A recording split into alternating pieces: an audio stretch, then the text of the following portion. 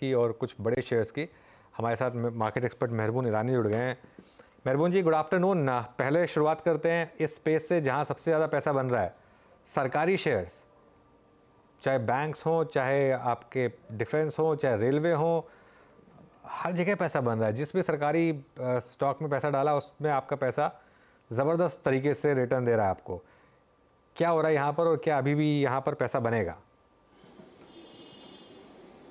I think अनुज जो theme थी, I think public sector के बारे में पीपल सडनली रियलाइज कर दिया था कि अंडर वैल्यूड है and people are not buying it to it, number one. Number two, इसमें पब्लिक देर की बात करो तो there is a sector called defence, और डिफेंस में जो आई थिंक अप्रिसिएशन हुआ was unbelievable. Now can it spread to other sectors? मुझे अगर पूछे तो to highlight 1 or 2 or 3 sectors which अगले 2-3 साल में शुड डू वेरी वेल, उसमें मैं कहूँगा इज सर्टनली पावर, और इसमें पावर इक्विपमेंट ज़्यादा कहूँगा। एक कहूँगा माइनिंग इक्विपमेंट्स, और एक कहूँगा यहाँ पे एक textiles will come back to favour. इसमें से वापस पावर इक्विपमेंट में और माइनिंग इक्विपमेंट में अगेन द सरकारी companies could come in to play over the next 2-3 years, ये मेरा पर्सनल मानना है।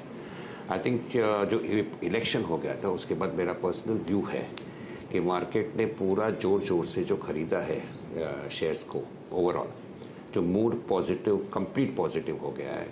कोई एक्सीडेंट होने वाला नहीं है, nothing negative is being seen, one way buying is happening. और मेरा पर्सनल व्यू है कि डिस्पाइट ऑल दिस थोड़े से माइनर करेक्शंस होते जाएंगे।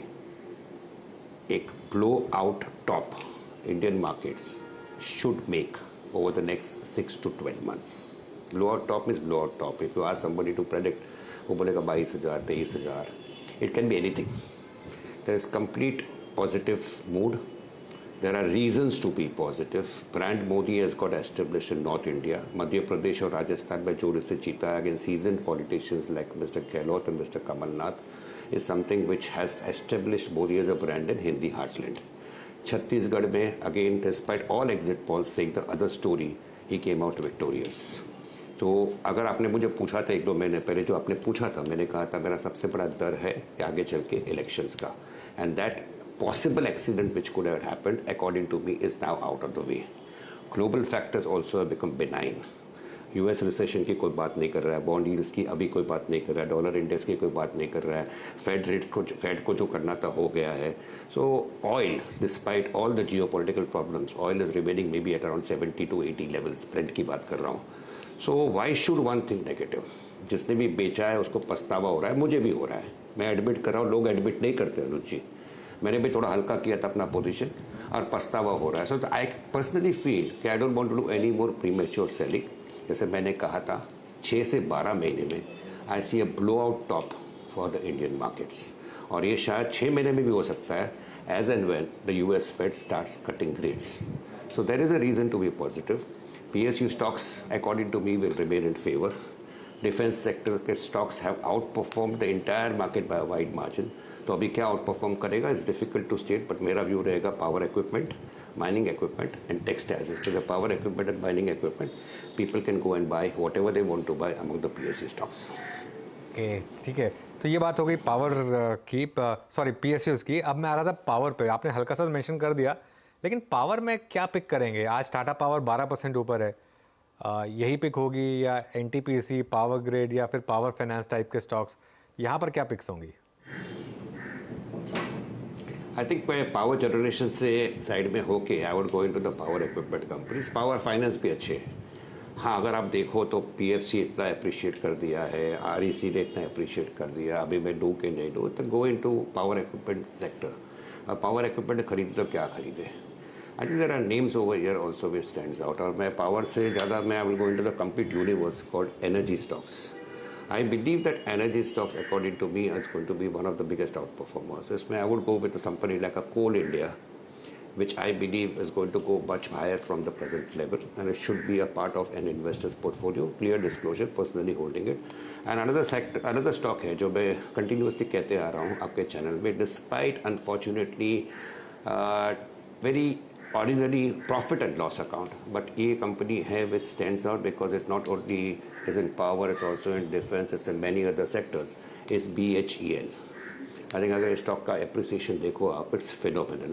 Can it go higher? Answer is yes. a little bit blind call one should take because the company has still not delivered on the bottom line for quite some time.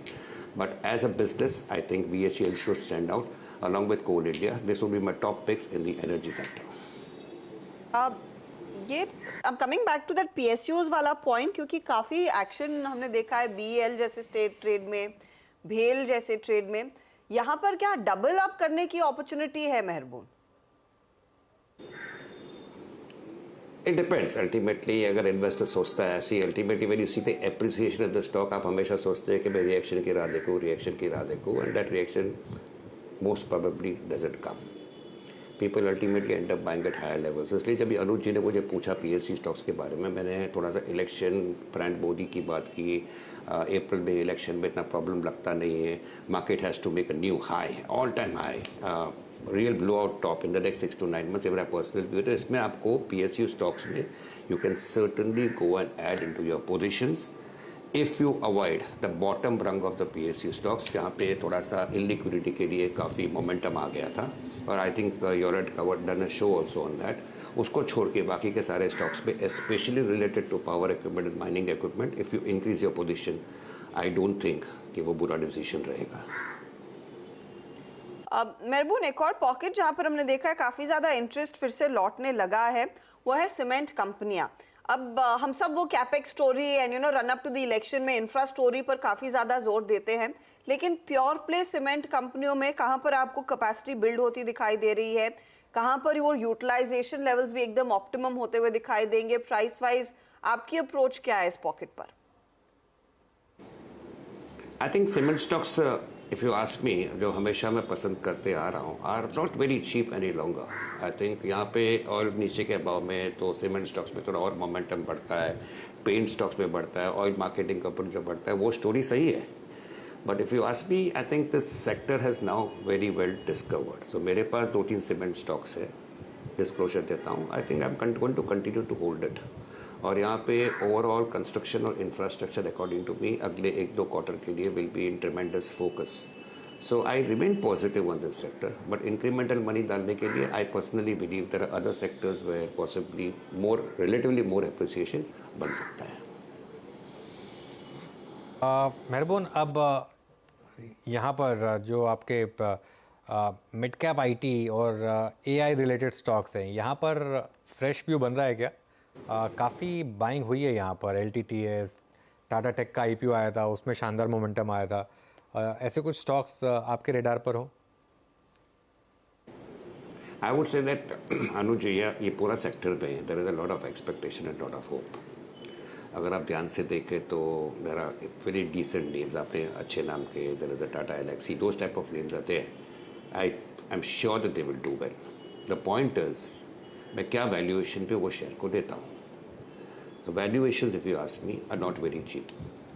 So while I remain positive on the whole, again ये एक sector है जहाँ पे incremental money डालने के लिए I see relatively better opportunities available on the side.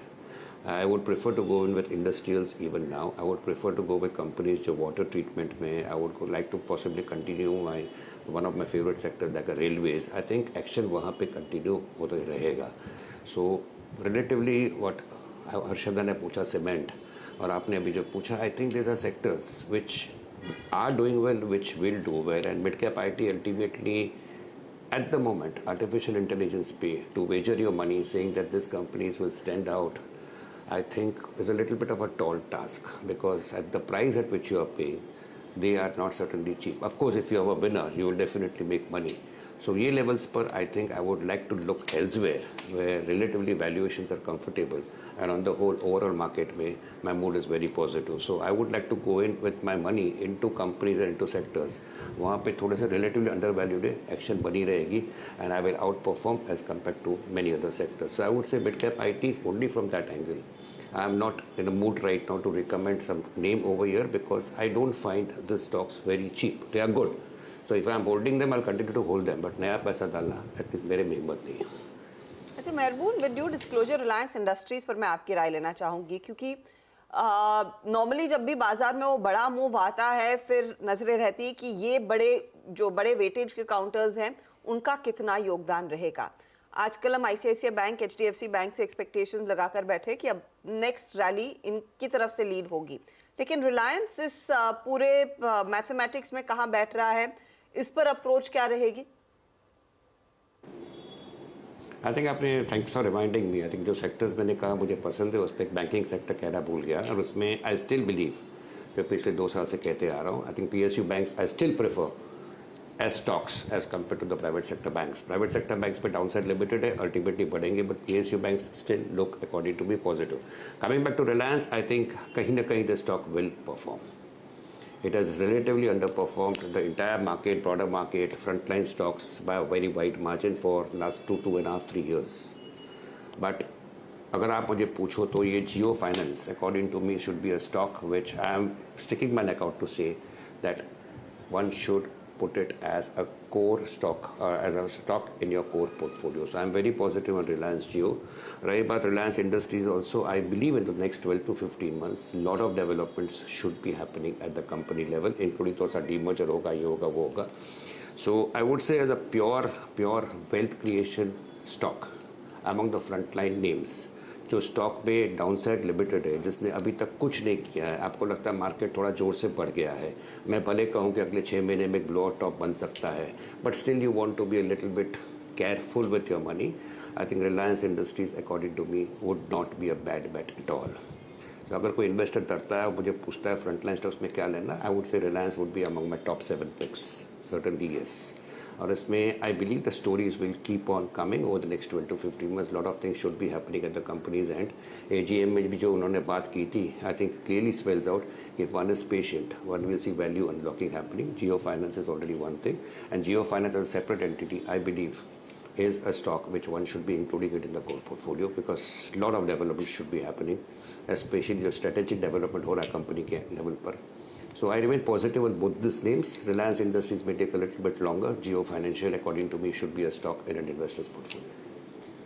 Okay Mehraboon ji, बहुत बहुत शुक्रिया आज हमारे साथ जुड़ने के लिए और हमसे इन सब टॉपिक्स पर बात करने के लिए। Thank you. Thank you.